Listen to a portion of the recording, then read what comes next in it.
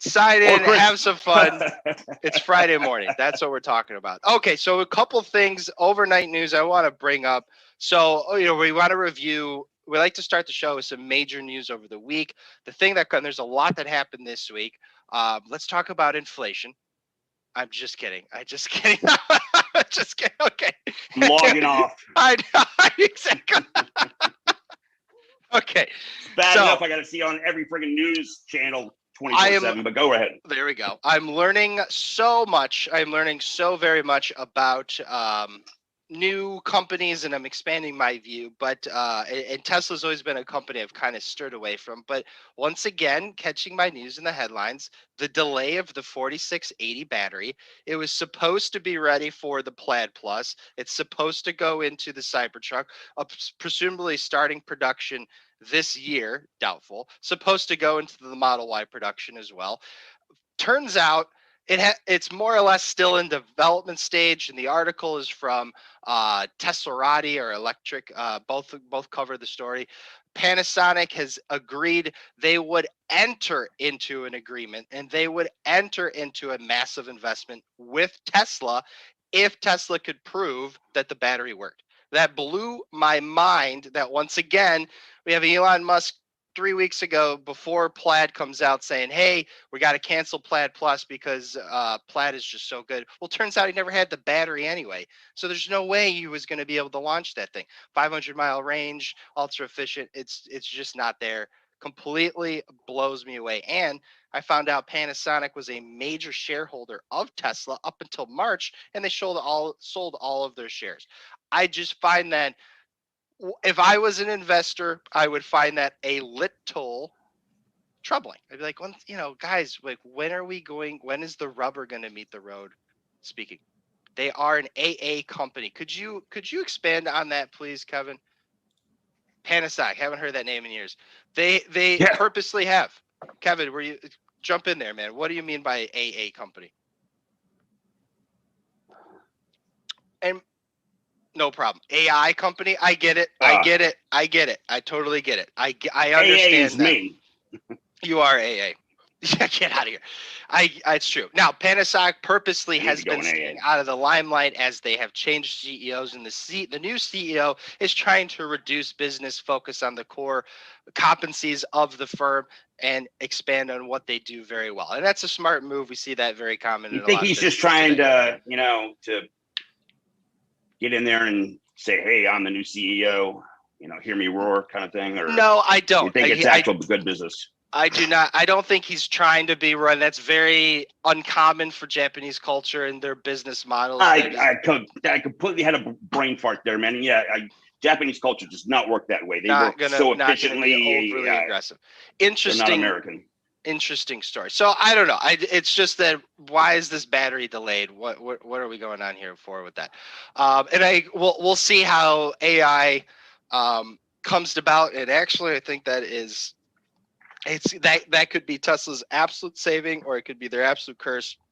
Because there's more than one company working on AI, particularly for mobility, but they had the sweet spot in the batteries. So we'll see. We'll save that whole story for another day. Anyone else? It is Friday. It is our show. We are wearing metal T-shirts, but I do want to bring up a serious thing, which I think is very interesting. Today, and I can't wait. You're going to hear it first here at 7:09 a.m. The United States Pentagon is releasing a report to the United States Congress about UFOs, unidentified aerial phenomenon. Have you heard of this? Have you guys heard of this? So, also known as my hiney. Also, yes, Kevin, it is very. So I've followed the story for a while, and I'm very intrigued. I don't expect any bombshells today. I don't expect any pictures, high res pictures, but I am this is somewhat of a monumental thing to actually have the government physically acknowledge that not only is there something, but it is unexplainable. And this goes much deeper than Project Blue Book, which was just unexplainable. So I think that they're just going to do the normal. Kevin, I know. Props to Mr. Tucker on Fox News that he has been on this story for quite some time. Kevin, how do you pronounce Lou's last name? Elizondo? He's the former head of the ATIP program, Advanced Area Weapon Threat Identification Program. So we'll see. Today might be a big day, very big day in U.S. history. I'm excited about it. We shall move on. So those two pieces of news, I think, are the most newsworthy. Avan, what's on your mind? Oh, KMX Energy. Let's get to that soon too. Say what? Well, Joseph's got a ticker for us to check out in the chat. I'm gonna have to check them out in a moment here. What's on your mind, my man? Speaking of tickers that are driving me crazy, and I guess it's my diatribe of the day. Palantir. So the stock that people either love or hate. It's kind of confusing to some people. You get on some social media, and some people are calling it Skynet and thinking it's the Terminator machines coming to kill us all, and then Why others would somebody say that? That's an interesting because point. Essentially what Palantir does, right? The company started in 2004. People don't know, so I did not know that. Yeah, it's been around a while. For a while, yeah. And a part of their software basically is the operating system, the brain of the U.S. military and intelligence services. Is that a potential thing, or that is a thing? They are there. That is a thing. Yeah, they're doing that right now. Yeah, they're handling all the logistics and everything for Special Forces Command. They're working with NORAD. I mean, they've done so much stuff with the U.S. government. Like, they're handling the National Security Administration's safety data analysis. They're basically doing, Say that again. They're handling data analysis for National Security, Nuclear Security Administration. Wow. Easily said than done. Yeah. So the safety and security of nuclear. Okay. So they have to be at least one step ahead of the entire world. Well, they're handling NORAD, man. I mean, exactly. They're handling Space Command, which is tracking all the satellites in the sky. And potentially aliens.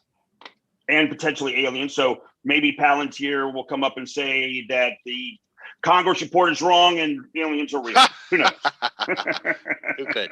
They could do that. But the FAA, the CDC, the Royal Navy, Europe's whole entire National Institute of Health, the Coast Guard, the Crown's Commercial Service, which basically handles all of their back office software. Let's see what else. The Electrical Grid of California. That I did not know. I found that out this morning. The great government, and then Sompo, which is essentially basically has their hands in every bit of Japanese government and business, apparently, from what I understand. And then, of course, you've got all your commercial stuff, which they just released yesterday. Data Robot. I don't know if you know anything about Data Robot. No, I saw that story. Forecasting models, they can use AI to anticipate. Yeah, what do they mean that? Well, Palantir basically lets you model your business, right? So it can take all the information, all of your data, every single bit of your data, and can create models into the future of what your business will do. Wow. Depending on different variables. Say, for example, if you're say for like BP, where you're delivering oil, right? Yep. Say, for example, how much it'll impact the price of oil because of a hurricane that drives through the Gulf of Mexico and slows down a cargo ship full of oil, how much more that it's going to cost for that oil to get to port, how much more labor it's going to cost to pay those guys for the extra days that they're stuck on. I mean, think of any and all variables that you can with your business. You're able to do that with Palantir, like what they did with COVID for the National Institute of Health, which basically had 600 different hospital units going on in the NHS. And then each one of those units had their own hundreds and hundreds and hundreds of silos of data information. And take all of those, put them under one single pane of glass so that you can get a God's eye view of everything that's going on in the whole UK health system, so that you can deliver vaccines and order PPE, especially when when COVID broke out and nobody could get any PPE anywhere. China wasn't giving it out readily, and then you had the whole world ordering PPE at once.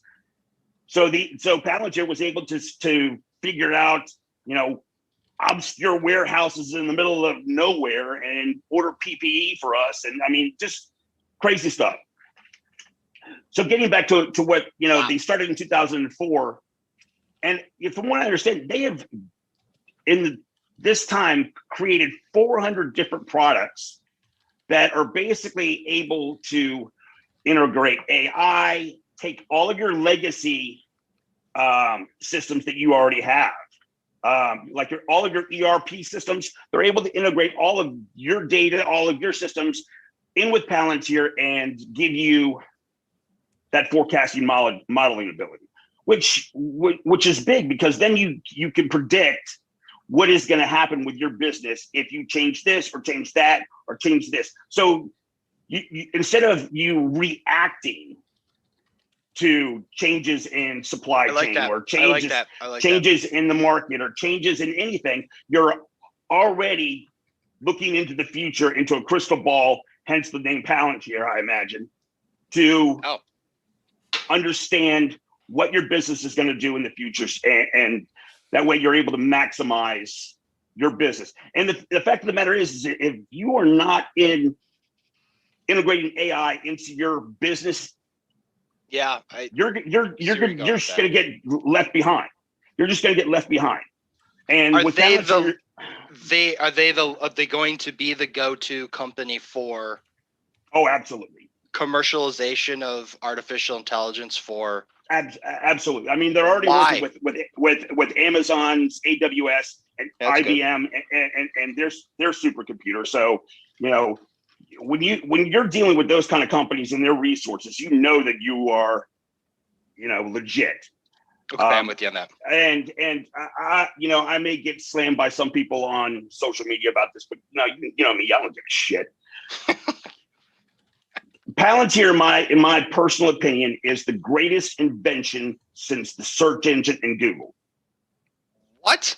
That's a very bold statement. Yeah. What Palantir is doing today is going to take other companies 5 to 10 years to catch up to. Okay. Now, obviously, and you know how fast software and technology run.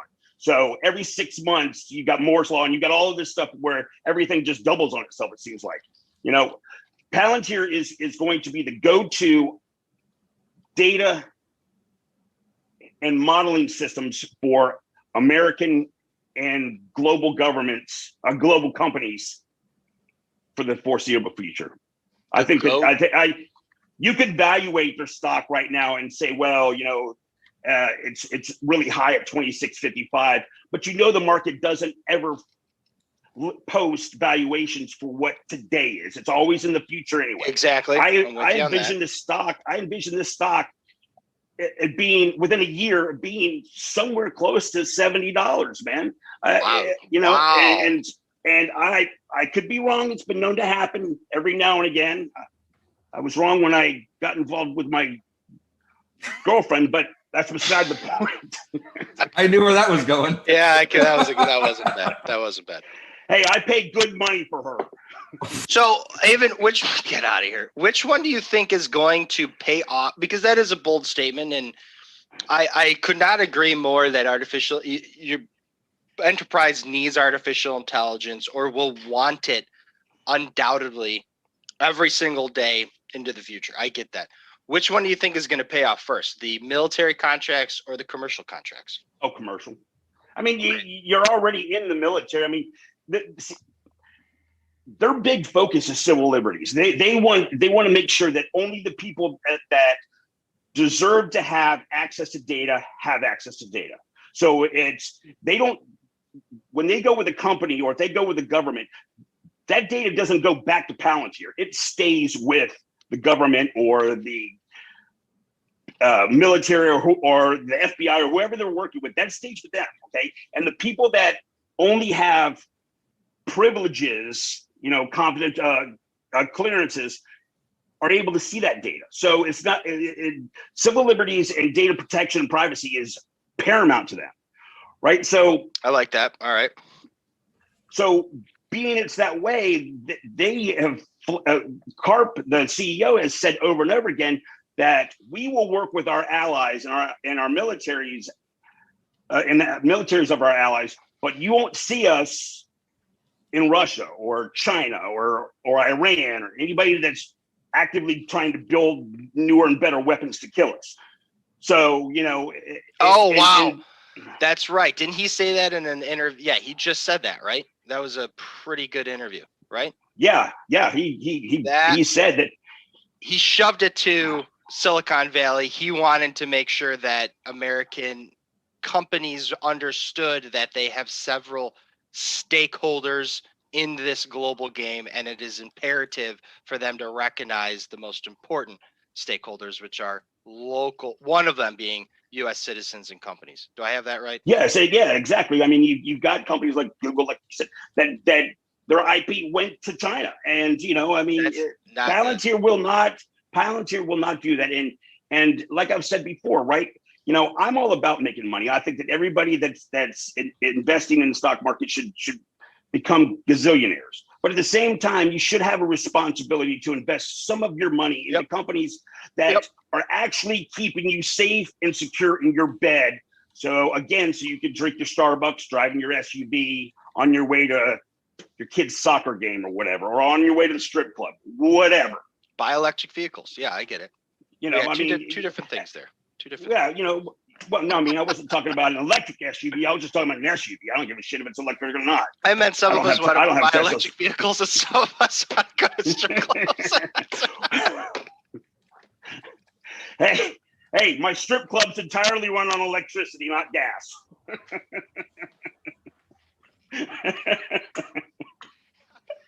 So, Palantir has the potential to be a game changer, forefront component of not only several parts of the military and global, and basically the West's governments, but also at the forefront to helping and implementing a new age of corporate management, data flow, and hopefully absolutely. Wow. Now, absolutely. how did you get or find Palantir? First off, before we jump to the chart, I want to. When did you start investing or well, trading? I got in Palantir on initial offering on in September, I believe it was. Wow. Yeah. Okay. I got it at $10.50. Which, by the way, guys, disclaimer: just because I buy a stock doesn't mean you should invest with caution. I don't promote a stock. I'm just saying that this is a good company. Got it. Okay. End of disclaimer. Heine. All right. But in my portfolio, I believe, I do some investment in companies that that are definitely good for America. I do invest in some defense stocks, and then of course I have a wide range portfolio in a lot of FANG. I've got a lot of stuff that's that's okay. So you got into ESG. it pretty early. You got in early. I got in early. Technology spoke to you or resonated right away. You see the long-term potential. How do you trade it now? What are you? Obviously, you're going to have a portion that's going to be. I'm entirely long. You're entirely long. Wow, really? How come? Because I believe in the company. I believe in. What did he say? I didn't read that chat. Something terrible. Oh, we'll check it out later. Okay.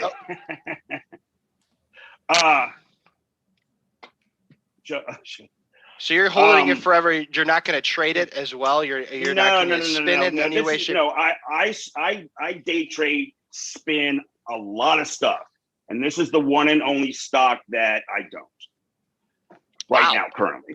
Yeah. Okay. I mean, it's just one of those companies that I believe in. I mean, it takes a lot to impress me when it comes to companies, because you know how the market is sometimes wonky and berserker, but you know, and this stock is trading actually, pretty chaotic every now and again, because why is that? That is the thing. Don't even get me started. Is it that people are not grasping into the potential? Is it like, kind of like you guys are just not paying attention? No, man. I don't want to bring that up. Is it? You got half of America who thinks that AI is Skynet and the Terminator machines are coming to kill us, and then you got another. Dude, go ahead. Half of America doesn't even realize that aliens might be real today. So I'm not. I'm not going to buy that one. That people are figuring out what, or scared that this is Skynet. Though you have to admit, on the surface, it does kind of look like Skynet, right? I mean, they are doing. They have invested in a SPAC, rotor acquisition, which is going to take over Sarcos Robotics, which will build. It's got the exoskeleton, which helps with warehousing and go ahead. Drone technology as well, right? It's got with Lilium. Lilium's a German company that is basically building an automated drone taxi. So that will be pretty cool. Where would you be satisfied price wise over the next month as we enter into? I'm happy with the price. I'm happy with the price now, being that it went from 45 in February down to 16 and a half in May, and then now it's back up to 26.52. It has been an absolute wild ride for. It has been a wild ride. I mean, the past. I mean, look at it. It started at $9. Early in let's see, what date is that? I know I got mine. I don't want to, but I remember. I got mine at 872 is when I got mine. Okay, that's not bad. And it's been. Why do you think the climb has been coming? Has this been tied to it? QQQ, overall market forces? Why has the climb been initiating now? And do you think that this is kind of the first true leg of this company starting to take off? This company's just getting started, man. I mean, they Alex Karp just said that they just started hiring. And who's Alex Karp? He's the CEO? He's the CEO. He said in an interview that they're doing very well without even really having a fully functioning sales team. I mean, most of their business that they've gotten is companies coming to them and saying, I could see that. Okay, I could see that. That makes sense to me. So and then of course you've got COVID, so you haven't had people on planes flying all over the country trying to get contracts. Oh my God. Yeah, that's so true. That is so true. So I mean, just imagine a year from now when they've got a fully running army of sales guys schlepping the stock. I mean, schlepping the company to businesses that'll actually have people in the office to talk to. Go ahead. That's no. What were you going to say about? Well, I mean, Zoom meetings are great and all, but at the same time, when you got to see the salesman. A salesman. Well, when you're a salesman, having face-to-face interaction, a handshake, getting taken to strip clubs. I mean, get out of here. We got to watch that strip club thing. Yeah. Okay. All right. I think I get you there. Do you have a good entry point? So now, are you going to average this up? Are you going to average this down? What is your play with price? I think that it'll probably make. I mean, you can get in at this point. I mean, I personally wouldn't get in at this point. I would wait for it to do another correction, because this thing will probably nice solid range here for a while, though, man. It's a bit stretched right now. It's the is at 70 and a half. So the next few moves up it goes, it's probably going to get into overbought territory. Yeah, because it hit damn near 27. Well, it hit 2704 March 15th. And then really? I think that's May 7th. No, January, wow. February, March. No, March 15th, it was at 2750, it looks like. Or 2735. It looks that's what it looks like on my chart. Joseph is absolutely right with the RSI being 70. It's going to come down. I'm not saying it's not gonna correct. I mean, that's what we want to know. Tendency, yeah, it has a tendency to break hearts, man. I mean, if you look at it, yeah. if you look at it for well, it does it if you're playing spins for the day, you know, it'll make a move up or down $1 in a day. So if you're you can day trade, spin the hell out of this and make a whole bunch of money if you're, you know, if you've got the cojones to do it. But for me, this is a long-term play. I'm buying this. In fact, if it does come down to 20, I may even buy a whole bunch more stock. I mean, I honestly believe this stock is a $70 stock within a year. I don't think. Damn. Say that again, Joseph. I don't think it goes to 20. I'm looking at my chart, and the bounce that it got on May 11th and May 13th were right off the 200-day moving average, and that is now sitting at 2109. So it would have to get past that in order to go down to 20. I'm not quite sure that happens. It'd have to correct big, and it'd have to be some big headline. And I'd love to agree with you on that one, Joseph. But the problem with this stock is they kept saying that its resistance its resistance was at 2512 for all of last month. Man, they kept saying it damn near every day. 2512, 2512, 2512, and it never behaved like that. So, you know, the stock does.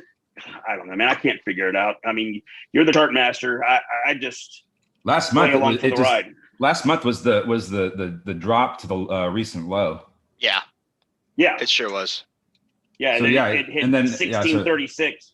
Yeah. So you got that was the last good entry, but that's where it bounced off the 200-day moving average, and that's my indicator about where that level is strong. So if it is going to correct below and go down to 20, it would have to get past that. Yeah, I agree with him, man. That's a 25% pullback, more than. That's a huge drop. But at the same time, it's gone up 25%. I would assume. I mean, looking at it's kind of its most recent. I'm not very good at managing my charts here, but it kind of being at such a high end of the Bollinger Bands, I could see it coming down a little bit. Maybe, let's see, maybe an hour. Well, it was at 2386. It was at 2386 a week ago. Mm-hmm. Seven trading days ago. So I mean, you do the math there. That's what 20%, maybe 18%.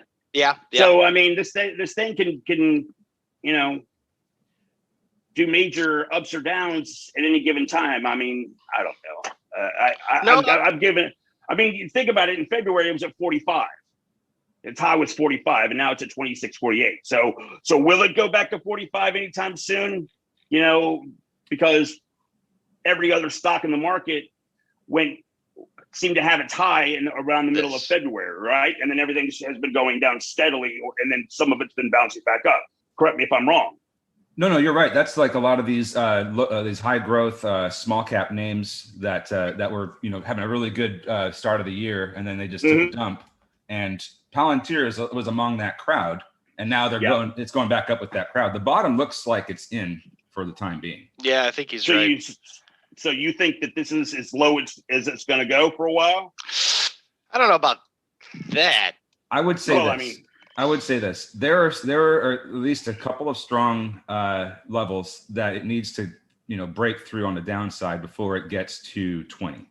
So if it breaks through those, then I would be pretty worried. I think. I mean, you already got me convinced. I already think this is a strong stock, and I don't think it's going to pull back to that degree. I would say. I'm not saying no. See, this is where you guys are confusing me. I think I have a horrible way of explaining myself.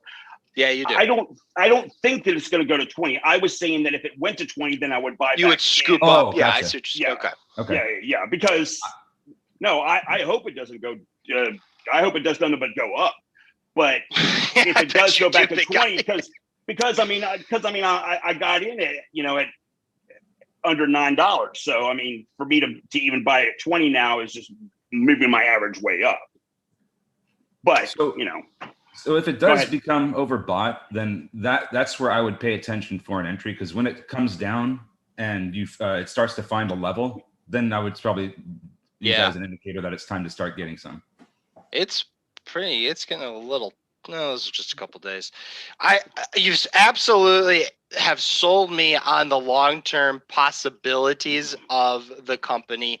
What I do like is that they're quietly floating under the radar, picking up these contracts from Coast Guard, Space Force, and robotics. I think that's very interesting. I think it is the impact is so clear, at least for American corporations, of simply, hey, let us manage your AI. You're not going to be good at it. You're not going to want to do this in-house. And furthermore, we've been doing it for 15 years now. We kind of have, something down. Well, I didn't even mention half of the corporate clients that they have. They've got companies like Ringier, which is basically Europe's media conglomerate. I mean, they handle newspapers and that's other media. That's fucking great, man. They've got France's #1 auto parts supplier. They've got 3M. They've got Rio Tinto, which is one of the largest mining and minerals company in the world. My guess is a lot of those contracts were, let's see what you can do for us. Okay, we'll sign We'll sign a minor deal. Let's see how, you've promised a big thing. Let's see how this works out. And, when it's come up for renewal, maybe we can add on a few more services. That is extremely enticing to me. They've got your United Airlines. They've got Ferrari. I mean, Ferrari. when you've got, that kind of clout, in the market, that companies like those have confidence in you. I mean, cool. Who's not going to have confidence with you? I'm with it. You've sold me. So long story short, excellent technology long-term, exceptional possibilities. I love that it has both corporate and government contracts, and I love that it can expand rapidly into both. I absolutely adore the interview, the soundbite of, hey, shove it to Silicon Valley. It's time for us to take care of not putting ourselves first, but recognizing we have somewhat of a responsibility as an American company to balance our stakeholders around us. I think that is awesome. I could have said it better myself. They have some sort of ethical or moral integrity. I will absolutely look forward to the robot overlords, and I will be like, hey guys, I own stock. Come on, just don't worry about, you don't have to put me on the line. So I'm interested. That was a bad joke. So good. I think everybody, seriously, folks, no, none of this is investment advice, but the investment looks sound so far. The financials are good too, by the way. They have some cash flow. They're moving fine. Yeah, this is. Oh good. yeah, they've got a bunch of looking good. cash Not to play paying a with. dividend yet. They don't need to. I mean, they really are cooking with gas. And then what I really liked is that they had they're not overly extended debt wise, which is good for a technology company. But I hate to see tech company take on too much debt because it's all potential. It's all potential. But the biggest thing is their cash flow is more or less looking really good, which I think is hard to get. So I like it. I like the stock. You have enticed me. Let's keep our eye on it. If there was for me, I've been a holder since about 18. I would look to get back in for me around. I would want to take these candles off the bat, and I'd want to see around 25.50 sounds good. Anything around 25. I would want to put a price target in my head around $40 in terms of what is my upside here. So I got to weigh that in terms of what's my entry price point price wise. I don't want to have to go too low. You know, the upside's fine. I think 40 is a pretty good price by the end of the year. Exactly. So if, you know, how do I want to balance that? Do I need to buy every time it spikes at, you know, 27, 28 bucks? Probably not. I think 40 is fair. The thing that is going to absolutely be crucial for Palantir is the marketing and PR departments to get on board and get the message out to clients as quickly as possible, but stick to their guns to fly, you know, do this subtly. There's no reason they need to rock the boat. I think this is cool. All right.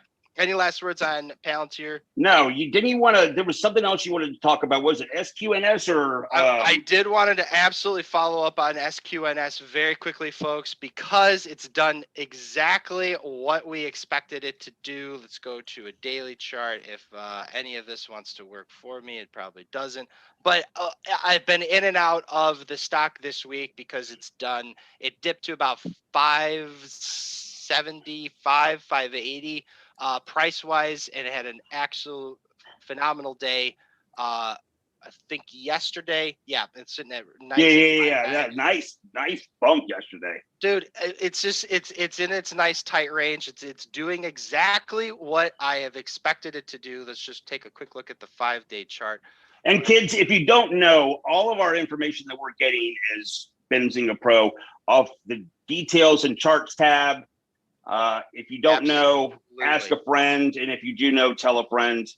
And don't forget, say our name, you get a 3-week trial.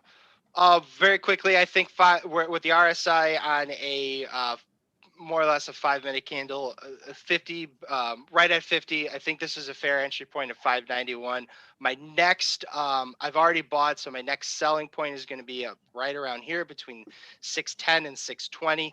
I'm not seeing your chart. Not seeing the chart. Is that coming up at all? No. Joseph, are you seeing the chart? No. Oh, that's interesting. Yeah. Well, thanks for letting me know. But I do see, you know, it looks really good. You did get a good bounce off of the 500-day moving average back in May and June, or earlier this month, and it broke through the 50. Now it's being held by the 20 on the rise. So yeah, this looks like it's going up, man. You're gonna have the 20 crossing the 200 soon. Yep. Probably the 50 a couple months later, maybe. Or maybe a month later from now. What's that all-time high? What, 887? Is that what it is? Is that what I'm saying? That is 9. Oh, no. No. All-time high is in the 70s. 70s. Oh. Yeah, IPO. Yeah. We're talking IPO though. That was a few years ago. 5-year looks like. Could be. I should have double-checked that. 5-year it looks like. May of 2017. It looks like 18 bucks. Can anybody see the chart now? No, sir. All right.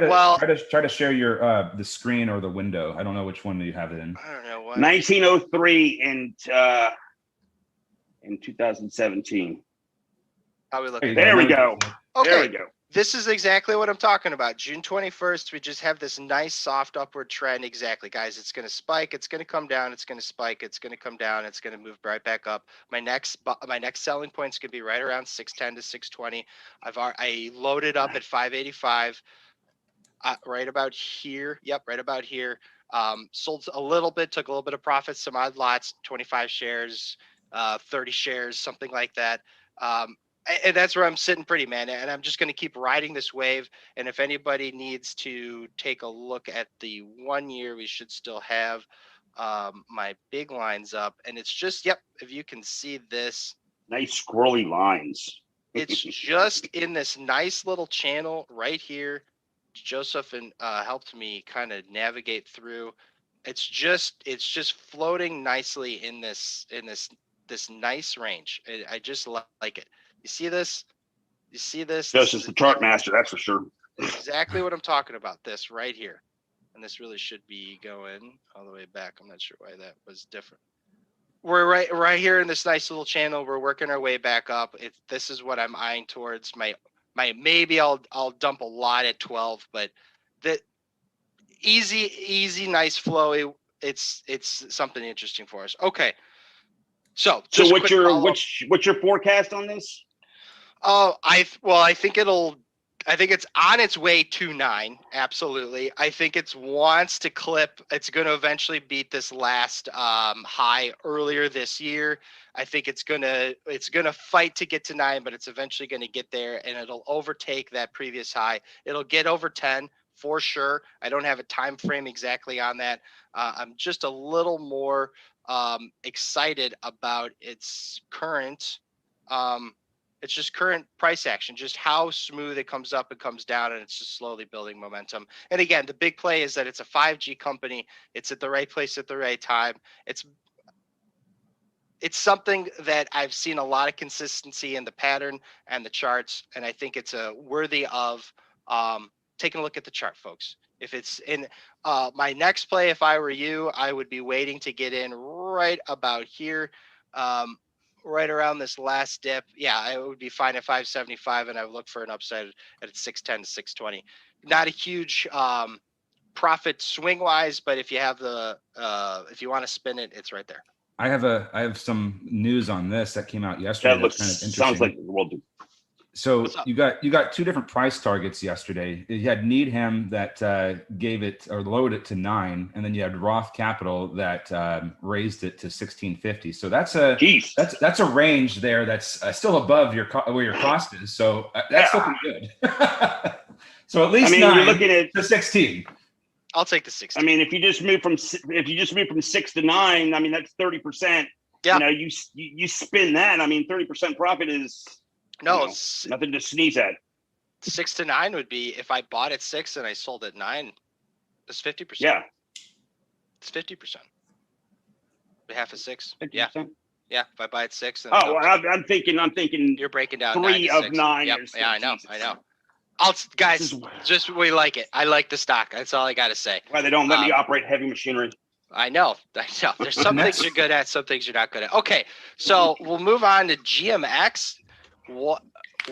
No, not GM, though I'm a big fan of. What is GMX and what happened here? Why did you throw this out into the chat, Joseph?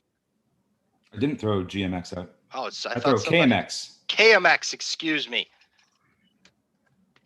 CarMax. Yeah, man, I am completely with you on that. Wow. Oh, you're only pushing that because you made 500% profit on your used car sale, Joseph. That's right. But he's absolutely. I haven't been in this.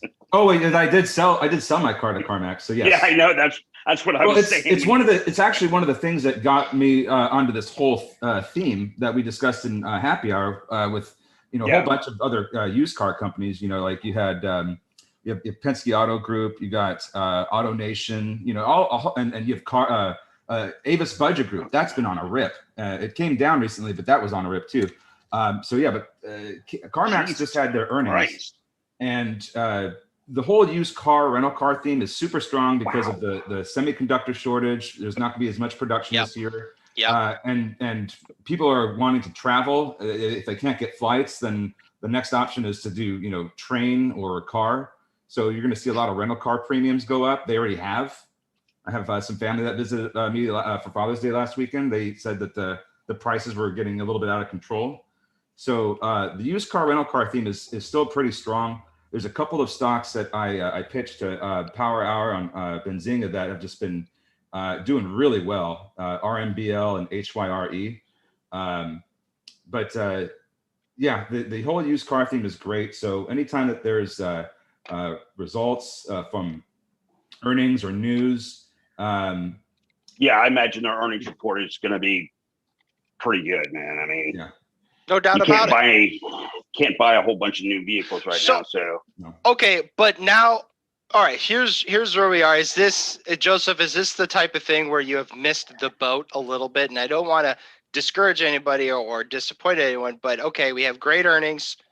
The market's hot right now. Is it going to start to cool? Has it reached its peak? Because the chip shortage is slowly going to dwindle down. Ford Motor Company commented that quarter 2 was going to be their trough for the year in production. We're entering into quarter 3 very shortly.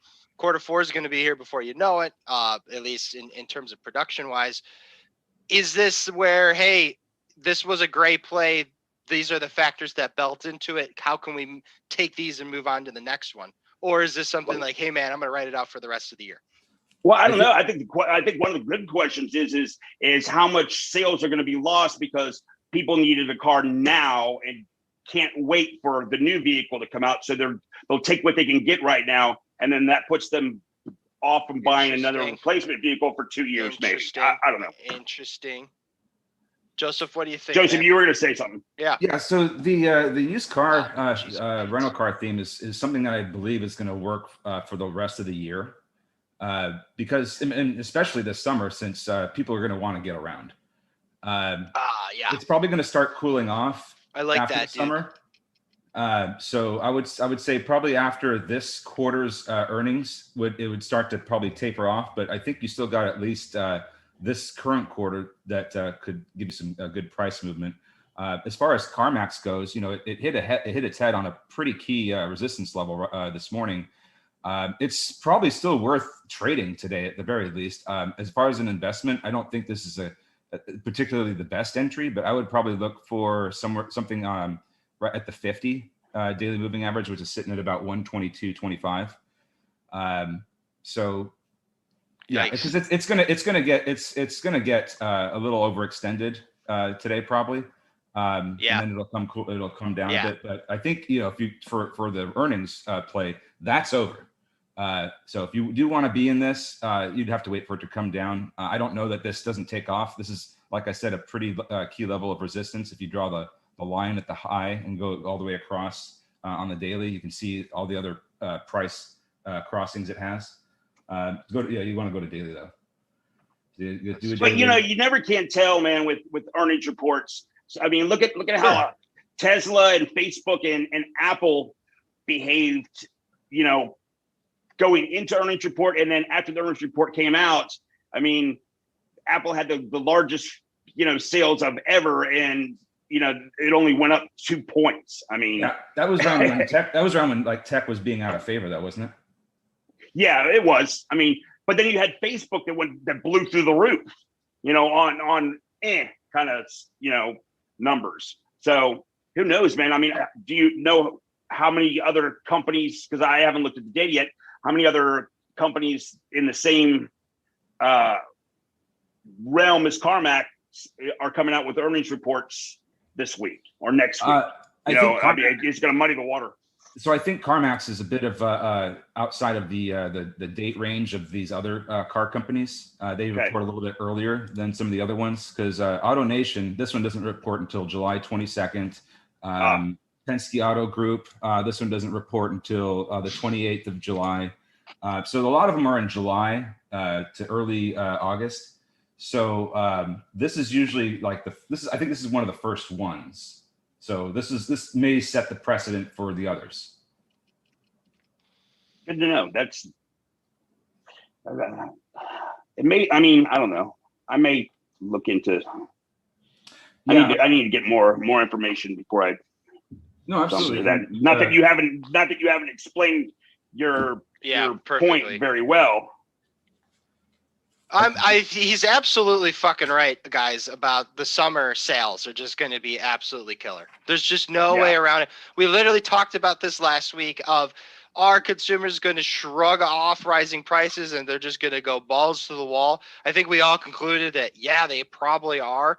They are probably going to blow out earnings for next quarter. I think he's absolutely right. So don't look at this as a long-term investment. Absolutely look at this as a swing trade over the next few months. He's absolutely right that you have a nice little, and more importantly, I think this is a nice little place to park some cash, man. If you got some profits, if you're like, hey, what should I do with this next $1,000? Man, that's not a bad idea at all. That's actually, I don't want to say a safe play, but a very confident or concise play, really. You know where I'm going to park my cash. I don't even want to know where you're going to park your cash, and I never want to touch that cash with my hands ever again.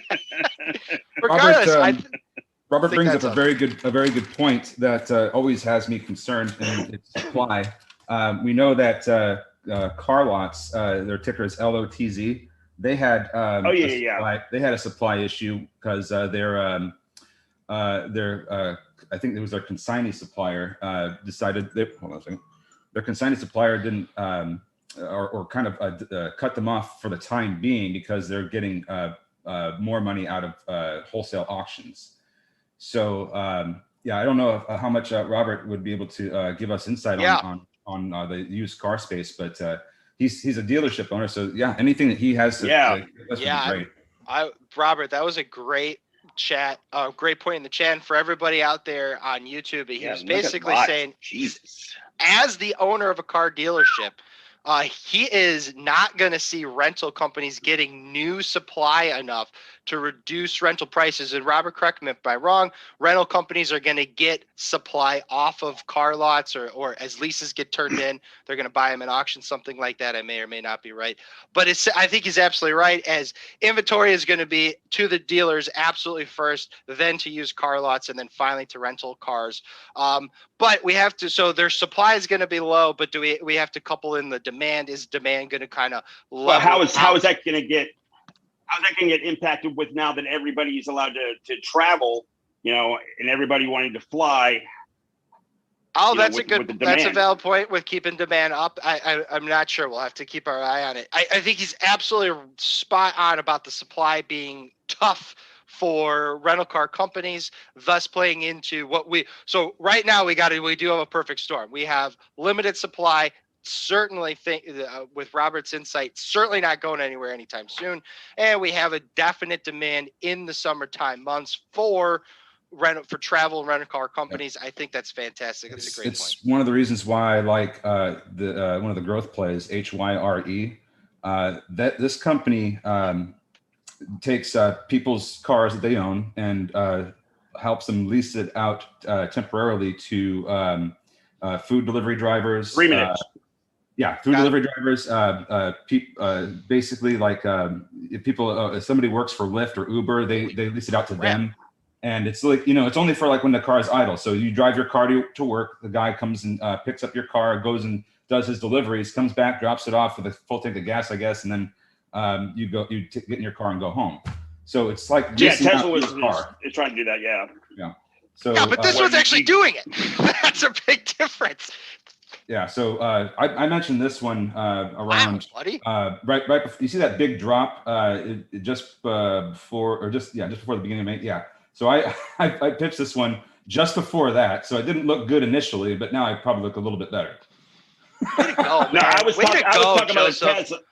I was talking about Tesla doing that when it's autonomous. While you're at work, your autonomous vehicle drives people around. Guys everybody needs to shelve level 5 autonomous vehicles for years. Avan, and I know you and I disagree wholeheartedly on that, but I'm telling you, it ain't coming anytime soon, man. Smooth roads, smooth lines, totally cool, but no one's trusting the goddamn car in weather. You guys, there's so many factors that they have not figured out. I'm just trying to push Elon to get it done faster so I don't have to drive, man. I'm with you on that too, man. I cannot wait, but it's not coming. Clubbing.